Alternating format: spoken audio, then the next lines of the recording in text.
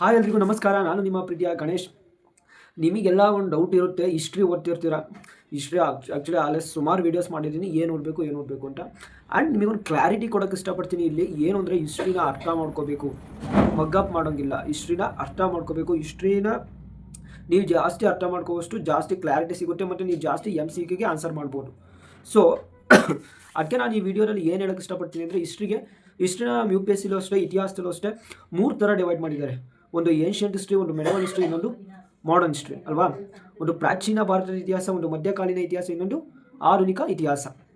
ಆ ಥರ ನಾವು ಈ ಹಿಸ್ಟ್ರಿಯ ತುಂಬ ಲೆಂತಿ ಇದೆ. ಬಟ್ ಅಷ್ಟು ಕ್ವಶನ್ಸು ಏನು ಕ್ವಶನ್ಸ್ ಕೇಳ್ತಾರಲ್ಲ ಅದು ಅಷ್ಟು. ಈಗ ಒಂದು 20 ಕ್ವಶನ್ಸ್ ಬರ್ಬೋದು, ಎಲ್ಲ ಸೇರಿ ಒಂದು 20 ಕ್ವಶನ್ಸ್ ಬರ್ಬೋದು.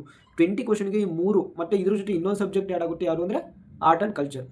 ಈ 3 ಓದೋ ಅವಶ್ಯಕತೆ ಇದೆಯಾ ಅಂತ ನಿಮಗೆಲ್ಲ ಒಂದು ಡೌಟ್ ಬಂದೇ ಬರುತ್ತೆ.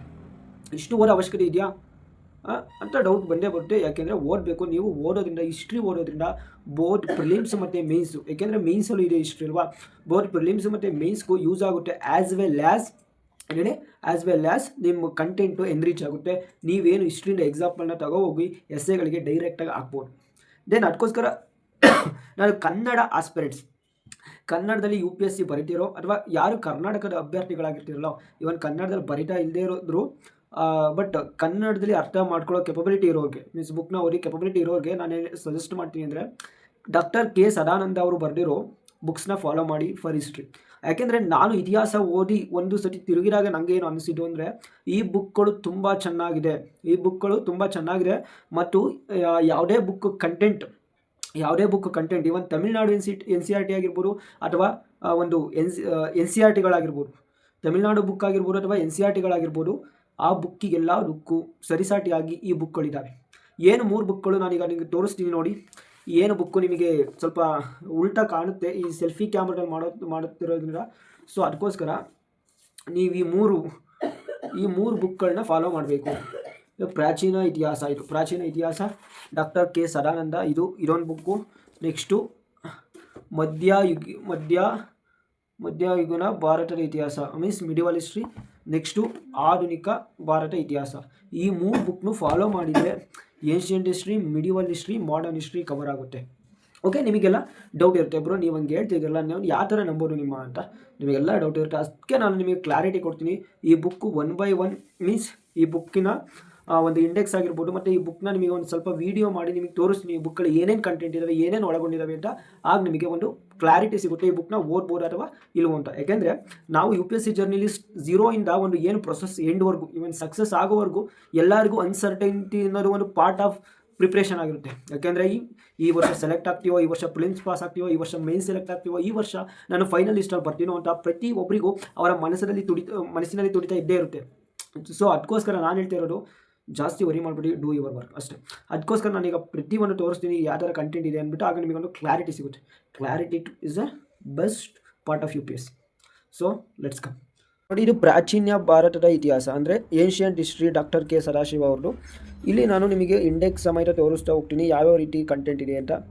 ನೋಡಿ, ಇದು ಸ್ಟಾರ್ಟ್ ಆದರೆ ನೆಕ್ಸ್ಟು ಸ್ಟಾರ್ಟ್ ಆಗೋದು ಇದು ಏನು ಭೌಗೋಳಿಕ ಲಕ್ಷಣಗಳು. ಸೇಮ್ ಕಂಟೆಂಟ್ ಇರೋದು ಈ ತಮಿಳುನಾಡು NCERTಗಳಲ್ಲಿ. ಭಾರತದ ಇತಿಹಾಸದ ಆಧಾರಗಳು, ಭಾರತದ ಇತಿಹಾಸದ ಪೂರ್ವಯುಗದ ಸಂಸ್ಕೃತಿಗಳು, ಸಿಂಧೂ ಬಯಲಿನ ನಾಗರಿಕತೆ, ಅದರ ರಿಲೇಟೆಡ್ ಪರಿಪೂರ್ಣ ಮಾಹಿತಿ ಇದರಲ್ಲಿದೆ. ನೆಕ್ಸ್ಟು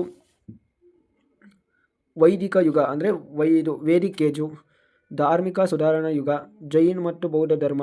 ಯಾಕೆಂದರೆ UPSCಲಿ ಮೇಯ್ನ್ ರಿಲೇಟೆಡ್ ಆಗಿರೋದೇ ಇದು, ಜೈನ ಮತ್ತು ಬೌದ್ಧ ಧರ್ಮ. ಹಿಂದೂ ಧರ್ಮದ ಪುನರ್ಜೀವನ, ಮಹಾಜನಪದಗಳು ಮತ್ತು ಗಣರಾಜ್ಯಗಳ ಯುಗ.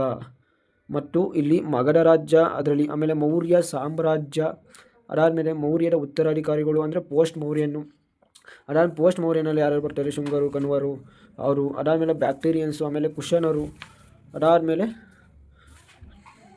ಗುಪ್ತ ಸಾಮ್ರಾಜ್ಯ, ಅದಾದಮೇಲೆ ವಕಟಕರು, ಅದಾದಮೇಲೆ ತಾನೇಶ್ವರ, ವರ್ಷವರ್ಧನ, ಅದಾದಮೇಲೆ ಸಂಗಮ್ ಯುಗ, ಅದಾದಮೇಲೆ ಪಲ್ಲವರು, ಅದಾದಮೇಲೆ ಕದಂಬರು, ಅದಾದಮೇಲೆ ತಲಕಾಡಿನ ಗಂಗರು, ಅದಾದಮೇಲೆ ಚಾಳುಕ್ಯರು, ಅದಾದಮೇಲೆ ರಾಷ್ಟ್ರಕೂಟ ಸಾಮ್ರಾಜ್ಯ, ಅದಾದಮೇಲೆ ಕಲ್ಯಾಣದ ಚಾಳುಕ್ಯರು, ಅದಾದಮೇಲೆ ಚೋಳ ಸಾಮ್ರಾಜ್ಯ, ಅದಾದಮೇಲೆ ನೋಡಿ ಇದು ಟೋಟಲ್ಲು. ಅದಾದಮೇಲೆ ಈ ಥರ ಪ್ರತಿಯೊಂದು ವಸಾಹತು ಪ್ರದೇಶಗಳು, ಅದಾದಮೇಲೆ ಅನುಬಂಧಗಳು, ಅದಾದಮೇಲೆ ಅಲ್ಲಿ ಇಂಪಾರ್ಟೆಂಟ್ ಪಾಯಿಂಟ್ಸು ನೋಡಿ ಅದನ್ನ ಹೇಳುತ್ತೆ. ಅದಾದಮೇಲೆ ಇಲ್ಲಿ ಏನು ಭೌಗೋಳಿಕ ಲಕ್ಷಣಗಳು ಈ ಥರ ಹೇಳುತ್ತೆ ಆಯಿತಾ. ಈ ಥರ ಒಂದು ಏನು ಕಂಟೆಂಟ್ ಇದೆ ಓದಿ. ಇದರಲ್ಲಿ ನಿಮಗೆ ಕೇಳ್ಬೋದು ಸರ್ ಇದರಲ್ಲೆಲ್ಲ ಡಯಾಗ್ರಾಮ್ಸ್ ಎಲ್ಲ ಇದಾವ ಅಂತ.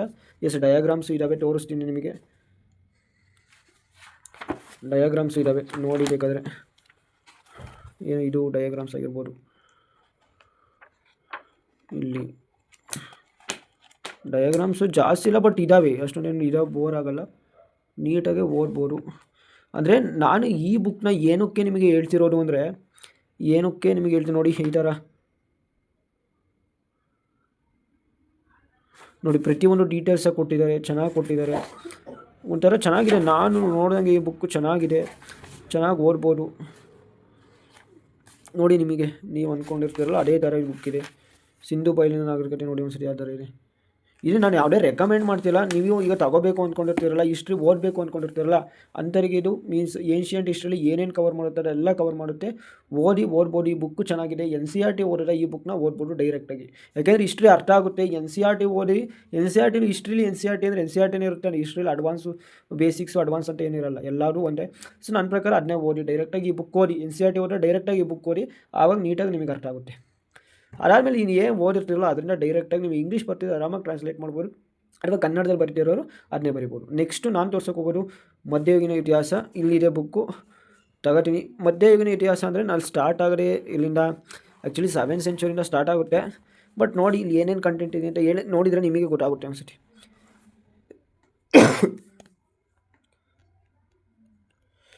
ಮಧ್ಯಯುಗೀನ ಇತಿಹಾಸ, ಭಾರತದ ಇತಿಹಾಸ ಸ್ಟಾರ್ಟ್ ಆಯಿತು ನೋಡಿ. ಈಗ ಓಪನ್ ಮಾಡ್ತೀನಿ. ಫಸ್ಟು ಕಂಟೆಂಟ್ ಸ್ಟಾರ್ಟ್ ಆಗುತ್ತೆ.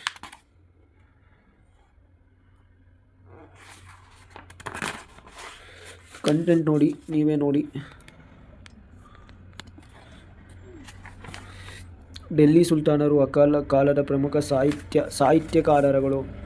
ಅದಾದಮೇಲೆ ಭಾರತಕ್ಕೆ ಅರಬರ ಆಗಮನ, ಟರ್ಕರ ಆಗಮನ, ಡೆಲ್ಲಿ ಸುಲ್ತಾನರ ರಾಜಕೀಯ ಬೆಳವಣಿಗೆ, ಅದಾದಮೇಲೆ ಖಲ್ಜಿ ಸಂತತಿ, ಅದಾದಮೇಲೆ ಅಲ್ಲಾವುದ್ದೀನ್ ಆತಂಕರಿಕ ನೀತಿ ಮತ್ತು ಸುಧಾರಣೆಗಳು, ತುಘಲಕ್ ಸಂತತಿ, ಸಯ್ಯದ್ ಮತ್ತು ಲೋಧಿ ಸಂತತಿ, ಡೆಲ್ಲಿ ಸುಲ್ತಾನ ಆವರ್ತಿಕ ಕಾರಣಗಳು, ಕಾಲದ ಆಡಳಿತ ಅಡ್ಮಿನಿಸ್ಟ್ರೇಷನ್ನು, ಸುಲ್ತಾನ ಸಂಸ್ಕೃತಿ ಮತ್ತು ನಾಗರಿಕತೆ, ಸಿವಿಲೈಸೇಷನ್ಸ್ ಮತ್ತು ಕಲ್ಚರಲ್ಲು, ಆಮೇಲೆ ಕಲ್ಚರಲ್ ಕಾಂಟ್ರಿಬ್ಯೂಷನ್ನು, ದಕ್ಷಿಣದ ಪ್ರಮುಖ ರಾಜ್ಯಗಳು ಹೊಯ್ಸಳರು, ಹಿರೇಕೆಳರು, ದೇವಗಿರಿ ಯಾದವರು, ವಾರಂಗಲ್ ಕಾಕತೀಯರು, ಕಲಚೂರಿಗಳು, ಸಾಮಾಜಿಕ ಮತ್ತು ಧಾರ್ಮಿಕ ಸುಧಾರಣೆ ಚಳುವಳಿ, ಮಹಾರಾಷ್ಟ್ರದ ಭಕ್ತಿ ಸಂತರು, ಸಿಕ್ಕು, ಹಿಂದೂ ಮುಸ್ಲಿಂ ಸಂಸ್ಕೃತಿಯ ಮೊಘಲರು, ಹುಮಾಯೂನ್, ಮೊಘಲ್ ಸಾಮ್ರಾಜ್ಯ ಸ್ಥಾಪನೆ, ಈ ಥರ. ಶೇರ್ ಶಾ ಮತ್ತು ಸೂರ್ ಸಂತತಿ, ಅಕ್ಬರ್, ಮಹಾಶಯ, ಜಹಾಂಗೀರ್, ಶಹಜಹಾನ್, ಔರಂಗಜೇಬ್, ಕೊನೆಯ ಮೊಘಲ ಅರಸರು, ಆಮೇಲೆ ಮೊಘಲರ ಆಡಳಿತ ಪದ್ಧತಿ, ಮೊಘಲರ ಕಾಲದ ಆರ್ಥಿಕ ವ್ಯವಸ್ಥೆ, ಸಾಮ್ರಾಜ್ಯ ವರ್ಗೀಕರಣ, ಭಾರತೀಯ ಸಂಸ್ಕೃತಿ ಜೀವನ.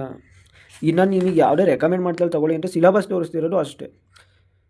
ಏನು ಪ್ರೇಕ್ಷೆಗಳ ಪೇಶ್ವೆಗಳ ಆಡಳಿತಗಳು, ಅದಾದಮೇಲೆ ವಿಜಯನಗರ ಸಾಮ್ರಾಜ್ಯ, ಅದಾದಮೇಲೆ ಬಹುಮನಿ ಸಾಮ್ರಾಜ್ಯ ಮತ್ತು ದಕ್ಕನಿ ಸುಲ್ತಾನರು. ಇಲ್ಲಿ ನೋಡಿ, ಇಲ್ಲಿ ನೀಟಾಗಿ ಬಂದಿದೆ. ಅಲ್ಪಾರುಣಿ ಬಗ್ಗೆ ನಿಮಗೊಂದು ಆಗಲೇ ಇದು ಕೊಟ್ಟಿದ್ದೆ, ಯಾವ ಥರ ಅಲ್ಪಾರುಣಿ ಇವನ ಜೊತೆ ಬರ್ತಾನೆ, ಮಹಮ್ಮದ್ ಗೋರಿ ಜೊತೆ ಬಂದು ಇದು ಯಾವ ಥರ ಹಿಸ್ಟ್ರಿ ಬರೀತಾನೆ ಇಂಡಿಯಾದ ಮೇಲೆ ಅಂತ. ಅದು ನಮ್ಮ ಇಂಡಿಯಾಗಿರೋ ಪವರ್ ಗೊತ್ತಾಯ್ತಾ. ಅದು ಆ ಥರ ನಾನು ಎಸ್ಸೆಗಳಿಗೆ ಬರಿಬೋದು ಅಂತ ನಿಮಗೆ ಹೇಳಿದ್ದೆ. ಇದು ನೋಡಿ, ಇಷ್ಟು ಇನ್ಫಾರ್ಮೇಷನ್ ರಿಗಾರ್ಡಿಂಗ್ ಇದು ಕಂಟೆಂಟು ಚೆನ್ನಾಗಿದೆ. ಆದರೆ ಇಷ್ಟನ್ನ ಡೆಪ್ತಾಗಿ ಅರ್ಥ ಮಾಡ್ಕೋಬೇಕು ಅನ್ನೋರು ತಗೊಳ್ಳಿ, ಆಗ ನಿಮಗೆ ನೀಟಾಗಿ ಅರ್ಥ ಆಗುತ್ತೆ ಹಿಸ್ಟ್ರಿ.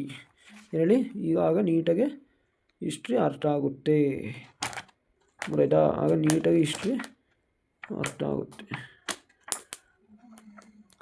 ಸೊ ಇದು ಮಧ್ಯಕಾಲೀನ ಇತಿಹಾಸ, ಮಧ್ಯಯುಗೀನ ಭಾರತದ ಇತಿಹಾಸ. ಭಾರತದ ಇತಿಹಾಸ ಯಾವುದೋ ವರ್ಲ್ಡ್ ಅಲ್ಲ. ನೆಕ್ಸ್ಟ್ ಹೋಗೋದು ಆಧುನಿಕ ಭಾರತದ ಇತಿಹಾಸ, ಡಾಕ್ಟರ್ ಕೆ ಸದಾಶಿವ. ಈ ಮೂರನ್ನ ಬುಕ್ಕ ಓದಿ, ಹಿಸ್ಟ್ರಿಗೋಸ್ಕರ ನಿಮಗೆ ಒಳ್ಳೆ ಫ್ಯೂಚರ್ ಇದೆ. ಈಗ ತಗೋತೀನಿ, ತಗೊಂಡೆ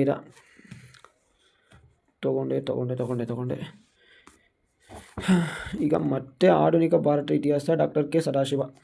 ಈಗ ನನಗೆ ಕೇಳಿದರು, ಸರ್ ಇದು ಓದೋದು ಬೆಸ್ಟಾ ಸ್ಪೆಕ್ಟ್ರಮ್ ಬೆಸ್ಟ್ ಅಂತ.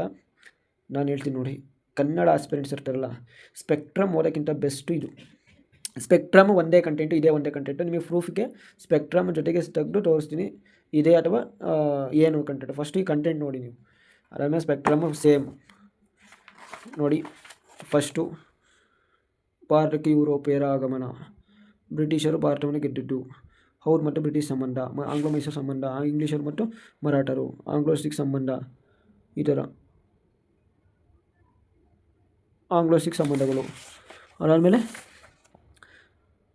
ಡೌಲೌಸಿಯ ರಾಜ್ಯ ಸೇರ್ಪಡೆ ಕ್ರಮಗಳು ಮತ್ತು ದತ್ತು ಮಕ್ಕಳಿಗೆ ವಕೀಲ ಎಂಬ ಸಿದ್ಧಾಂತ. ಮೇಲ್ ಕಾಣ್ತಿದೆ ನೋಡಿ. ಬ್ರಿಟಿಷರು ಭಾರತೀಯರು ಆಳರಸರು ಪಡೆದ ಗವರ್ನರ್ ಜನರಲ್ ಕಾಲದ ಭಾರತ. ಇದು ಬ್ರಿಟಿಷ್ ಆರ್ಥಿಕ ಬೆಳವಣಿಗೆ ಸರ್ಕಾರಿ ನೀತಿ. ನೆಕ್ಸ್ಟು ಭಾರತ ಪ್ರಥಮ ಸ್ವತಂತ್ರ ಸಂಗ್ರಾಮ, ಸಾಮಾಜಿಕ ಮತ್ತು ಧಾರ್ಮಿಕ ಸುಧಾರಣೆಗಳು, ಮತ್ತು ಇಲ್ಲಿ ಬುಡಕಟ್ಟು ದಂಗೆಗಳು, ಭಾರತೀಯ ರಾಷ್ಟ್ರೀಯತೆಯ ಉಗಮ,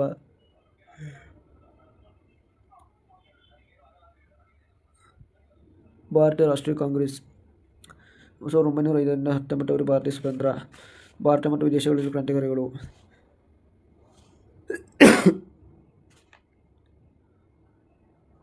ಸ್ವರಾಜ್ ಸಾಧನೆಗಾಗಿ ಹೋರಾಟ, ಗಾಂಧಿಯುಗ, ವೈಸ್ರಾಯ್ಗಳ ಕಾಲದ ಭಾರತ, ಭಾರತದ ಸ್ವತಂತ್ರ ಚಳವಳಿ. ಇಷ್ಟು ಆಧುನಿಕ ಭಾರತ ಮತ್ತು ಸ್ವತಂತ್ರ ಪ್ರಮುಖ ಚಿತ್ರಣ. ಇಷ್ಟು ಇದು ಬಟ್ ಇದೇ ಸೇಮ್ ಕಂಟೆಂಟು ನಿಮಗೆ ಇದರಲ್ಲಿ ನೋಡೋಕ್ಕೆ ಸಿಗುತ್ತೆ. ಎಲ್ಲಿ ಅಂದರೆ ಮಾಡರ್ನ್ ಹಿಸ್ಟ್ರಿ. ಮಾಡರ್ನ್ ಹಿಸ್ಟ್ರಿ ಏನು ಸ್ಪೆಕ್ಟ್ರಮ್ ಬುಕ್ ಇದೆಯಲ್ಲ, ಸೇಮ್ ಕಂಟೆಂಟು ಅಲ್ಲಿ ನೋಡೋಕ್ಕೆ ನಿಮಗೆ ಸಿಗುತ್ತೆ. ಈಗ ನಿಮಗೆ ತೋರಿಸ್ತೀನಿ ಆ ಬುಕ್ಕೂ, ಆಗ ನಿಮಗೆ ಎಲ್ಲ ಕ್ಲಾರಿಫೈ ಆಗುತ್ತೆ. ಮಾಡರ್ನ್ ಹಿಸ್ಟ್ರಿ ಬುಕ್ ಅಲ್ವಾ. This is about UPSC history reading. ನನ್ನ ಕೈ ಎಷ್ಟಾಗುತ್ತೋ ಅಷ್ಟು ವೀಡಿಯೋ ಮಾಡೋಕ್ಕೆ ಪ್ರಯತ್ನ ಪಟ್ಟಿದ್ದೀನಿ. ಇಷ್ಟೇ, ಸ್ಪೆಕ್ಟ್ರಮ್ ಒಂದೇ, ಆಧುನಿಕ ಭಾರತ ಇತಿಹಾಸಕ್ಕೆ ಸದಾಶಿವ ಅದು ಒಂದೇ. ಬಟ್ ನಿಮಗೆ ಕನ್ನಡದಲ್ಲಿ ಅರ್ಥ ಆಗಬೇಕು ಅಂದರೆ ಈ ಬುಕ್ ಓದಿದ್ರೆ ನಿಮಗೆ ಅರ್ಥ ಆಗುತ್ತೆ. ದೆನ್ ಇಷ್ಟು ಓದಿ, ಇದನ್ನ ಕಂಟಿನ್ಯೂಸ್ ಆಗಿ ಓದಿ, then you will get some clarity regarding history. And Jai Hind, Jai Karnataka ಮಾಡಿ. ಸ್ಪೆಕ್ಟ್ರಮ್ ಕೂಡ ಸೇಮ್ ಸಿಲೆಬಸ್ಸೇ. ಅಂದರೆ ಫಸ್ಟು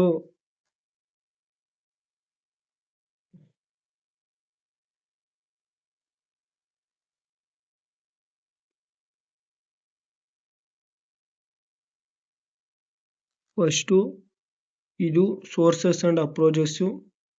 ಅದಾದಮೇಲೆ major approaches to history of India. ಅದಾದಮೇಲೆ ಇಲ್ಲಿಂದ ಇದು ಆ್ಯಕ್ಚುಲಿ ಇದಿರೋದು ಇಷ್ಟೇ ಇಲ್ಲಿಂದಲೇ. ಅದು ಅಡ್ವೆಂಟ್ ಆಫ್ ಯುರೋಪಿಯನ್ಸಿಂದಲೇ ಇದಿರೋದು.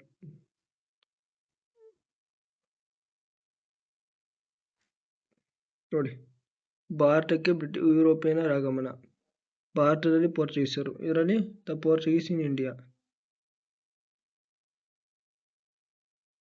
ಆಮೇಲೆ ಡೆತ್ತು, ಬ್ರಿಟಿಷರು ಭಾರತವನ್ನು ಗೆದ್ದಿದ್ದು. ಆಮೇಲೆ ಇಂಡಿಯಾ ನ್ಯೂ ಆಫ್ ಬ್ರಿಟಿಷ್ ಕಾನ್ಕ್ವಿಸ್ಟ್ ಇದೆಯಾ, ಸೇಮ್ ಟಾಪಿಕ್ಕು, ಅವ್ರು ಮತ್ತು ಬ್ರಿಟಿಷರ ಸಂಬಂಧ. ಇಲ್ಲಿಂದ ಇದು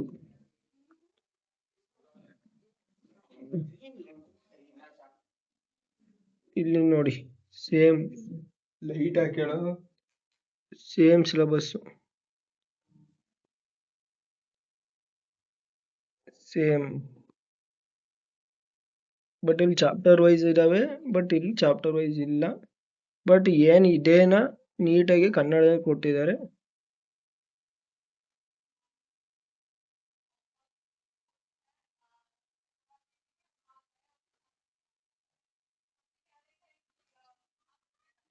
ಈ ಸಣ್ಣ ಬುಕ್ ಇದೆಯಲ್ಲ, ಅದಕ್ಕೆ ಜಾಸ್ತಿ ಇಂಡೆಕ್ಸ್ ಇದ್ದಾವೆ, 12 ಪೇಜಸ್ ಇಂಡೆಕ್ಸ್ ಇದ್ದಾವೆ.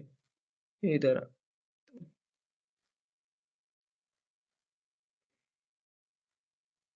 ಇಲ್ಲಿ ಗಂಟ ಬರ್ತವೆ. ಇಲ್ಲೂ ಅಷ್ಟೇ ಸೇಮ್ ನೀಟಾಗಿ ಇದನ್ನ ಮಾಡಿದ್ದಾರೆ. ಇದನ್ನ ಓದ್ಬೋದು ನೀವು, ಓದಿ ಅಷ್ಟೇ. ಇಲ್ಲಿವರೆಗೂ ಇದೆ. 31 ಚಾಪ್ಟರ್ಸ್ ಇದಾವೆ. ವೈಸ್ರಾಯ್ಸ್ಗಳ ಭಾರತ ಅಂದ್ರೆ ಯಾರ್ಯಾರು ಬಂದ್ರು, ಏನೇನು ಅಂತ.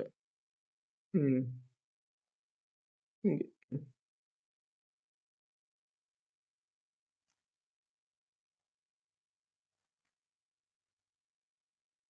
ಬಟ್ ಇದರಲ್ಲಿ ಇಂಡಿಯಾ ಆಫ್ಟರ್ ಇದಿಲ್ಲ, ಏನೋ ಇಂಡಿಪೆಂಡೆನ್ಸ್ ಇಲ್ಲ ಇದರಲ್ಲಿ. ಬಟ್ ಬೇಡ ಅದು. ಬಟ್ ಇದನ್ನ ನೀವು ನೀಟಾಗಿ ನೋಡ್ಕೊಂಡ್ರೆ ಇನ್ನೊಂದು ಅರ್ಥ ಆಗುತ್ತೆ. ದೆನ್